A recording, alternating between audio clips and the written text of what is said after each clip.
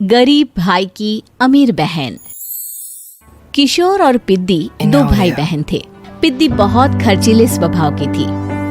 वो जितना कमाती अपने ऐशो आराम में पैसे उड़ा दिया करती। लेकिन किशोर समझदार था, घर को साथ लेकर चलना जानता था।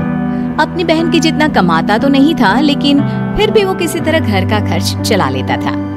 एक दिन पिद्दी किशोर से कहती है, किशोर तुम थोड़ा ज्यादा क्यों नहीं कमाते? मेरे दोस्त रोज मेरा मजाक उड़ाते हैं। अरे बहन, मैं कोशिश तो कर रहा हूँ। अच्छा सुनो, अगले महीने रक्षाबंधन है, मुझे सोने का हार चाहिए, इससे कम कुछ भी ना लूंगी। अरे दिला दूंगा बहन। किशोर को पूरी रात नींद नहीं आती। उसके दिमाग में बस ये चल रहा था कि उसकी माली हालत इतनी बिगड़ चुकी है, अब वो सोने का हार कहाँ से लाएगा। अगले दिन किशोर सुबह सुबह घर से ये बोलकर निकल गया कि पिद्दी, मैं गांव से बाहर जा रहा हूँ, कुछ दिन घर नहीं आऊंगा। किशोर ने अपने काम के साथ साथ फेरी में कपड़े बेचने भी शुरू कर दिए, जिससे वो ज्यादा से ज्यादा पैसे कमा सके। रात में वो एक बिल्डिंग की चौकीदारी भी करने लगा। अपने काम से थोड़ा बहुत समय निकालकर बस कुछ घंटे की नींद ले पाता था। और कब वो कुछ दिन एक महीने में बदल गए और रक्षाबंधन भी आ गया, पता ही नहीं चला। लेकिन किशोर अभी तक घर वापस नहीं लौटा। जहाँ वो काम करता था, पिद्दी के नाम का गुल्लक रखा हुआ था। किशोर ने उस गुल्लक को फोड़ा और सारे पैसे इकट्ठा करके एक सोने का हार खरीद लिया। घर में पिद्दी किशोर का इंतजार कर रही थी। तभी किशोर आता है। कहाँ चले गए थे? 4 दिन का कहा था और 1 महीने से पता नहीं कहाँ गायब हो गए थे। मैंने बस एक हार मांगा था और तुमने तो घर ही छोड़ दिया। अरे मुझे थोड़ा काम मिल गया था। कुछ नहीं, सब समझती हूँ, बहाने थे तुम्हारे। अपनी बहन के लिए इतना भी नहीं कर सकते, कैसे भाई हो? चलो यहाँ बैठो, राखी बांधती हूँ। पिद्दी ने किशोर को राखी बांधी। वैसे ही किशोर ने अपनी बहन के हाथ में सोने का हार रख दिया। उसकी खुशी का कोई ठिकाना नहीं था। वो मिठाई खिलाए बिना ही नेकलेस लेकर चली गई और शीशे के सामने अपने गले में हार रखकर देखने लगी। किशोर ने लड्डू उठाया और खुद ही खा लिया। ऐसे कई साल गुजर गए। एक दिन पिद्दी की नौकरी छूट गई। अब वो पूरी तरह किशोर पर डिपेंड हो गई थी। आए दिन किशोर को अपने महंगे महंगे शौक गिनाकर उससे पैसे मांगा करती थी। किशोर कुछ पैसे देना, मुझे पार्लर जाना है। किशोर बिना कुछ बोले उसे पैसे दे देता। ये क्या, 500? अरे इतने में तो मुझे पार्लर में एंट्री मिलेगी बस। अच्छा देता हूँ ना ज्यादा। अरे कैसे भाई हो, अपनी बहन के लिए इतना भी नहीं कर सकते। किशोर ने जेब से 2000 का नोट निकाला और उसे दे दिया। किशोर गरीबी में रह लेता था, लेकिन अपनी बहन को कभी कोई कमी नहीं होने देता था। बेटा, पिद्दी तुम्हारी बहन है, उसे कभी किसी चीज की कमी मत होने देना और उसका ध्यान रखना, क्योंकि भाई का फर्ज होता है अपनी बहन का ध्यान रखना। किशोर ने माँ की कही ये बात हमेशा के लिए याद कर ली थी। शायद माँ की इसी बात की वजह से किशोर पिद्दी की हर जिद पूरी करता चला आ रहा था। किशोर, आज मैं अपने दोस्तों के साथ पार्टी करने जा रही हूँ, मुझे कुछ पैसे दो ना।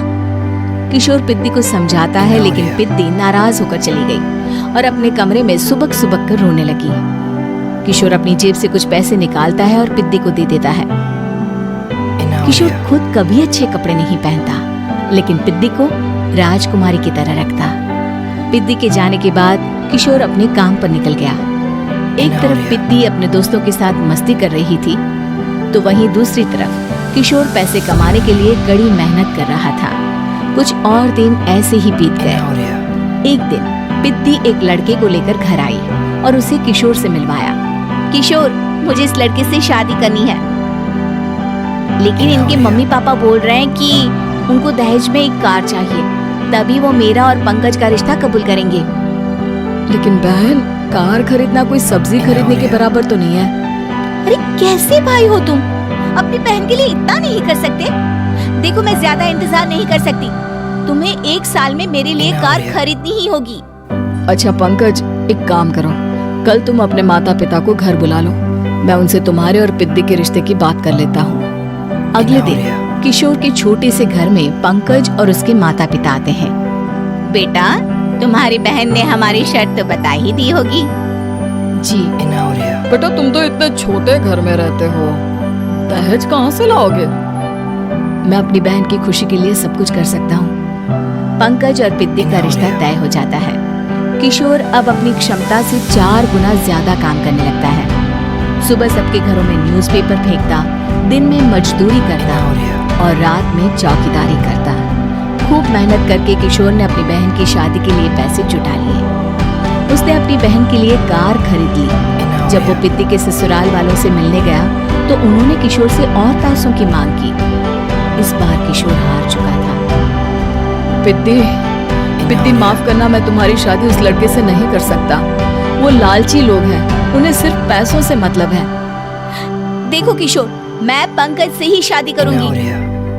क्योंकि पिद्दी ने तो किशोर की बात न मानने की जैसे कसम खा रखी थी। किशोर ने पंकज को घर बुलाया। पंकज, तुम अपने माता पिता को समझाते क्यों नहीं हो? भैया, वो हमारी शादी के लिए मान गए, मेरे लिए तो यही बहुत बड़ी बात है। हम एक काम कर सकते हैं, दहेज की रकम में से कुछ पैसे मैं आपको दे देता हूँ। अरे लेकिन समाज वाले क्या कहेंगे? अरे जब दुनिया को पता चलेगा तब ना। अच्छा, कुछ पैसे मैं अपने मालिक से कर्ज में ले लेता हूँ। कुछ पैसे पंकज देता है, कुछ वो कर्जा लेता है और अपनी उम्र भर की कमाई वो अपनी बहन की शादी में लगा देता है। आखिर में पंकज और पिद्दी की शादी हो जाती है। पिद्दी की विदाई के बाद किशोर बिल्कुल अकेला पड़ जाता है। अब उसका कमाने में भी मन नहीं लगता। उधारी वाले रोज घर में आकर बैठ जाते हैं। अरे किशोर, अब तो पिद्दी की शादी को 5 साल हो गए, अब तो हमारा पैसा लौटा दो। चाचा, पिद्दी के जाने के बाद किसी भी काम में मन नहीं लगता। अरे तो हमारा पैसा कैसे वापस मिलेगा? जी, कुछ करता हूँ मैं। किशोर के ऊपर बहुत सा कर्जा चढ़ गया था, इसलिए उसने तय किया कि वो ये घर बेचकर सबके पैसे लौटा देगा। अगली सुबह शहर के किसी साहूकार को उसने अपना घर बेच दिया और सबके पैसे लौटा के वो गांव छोड़कर चला गया। पिद्दी ने शादी के बाद कभी अपने भाई का हाल तक नहीं पूछा। किशोर को फर्क नहीं पड़ता था, बस ससुराल में उसकी बहन खुश है ये जानकर उसे खुद की खुशी मिलती थी और ये सोचकर कि उसने माँ से किया हुआ वादा पूरा कर दिया।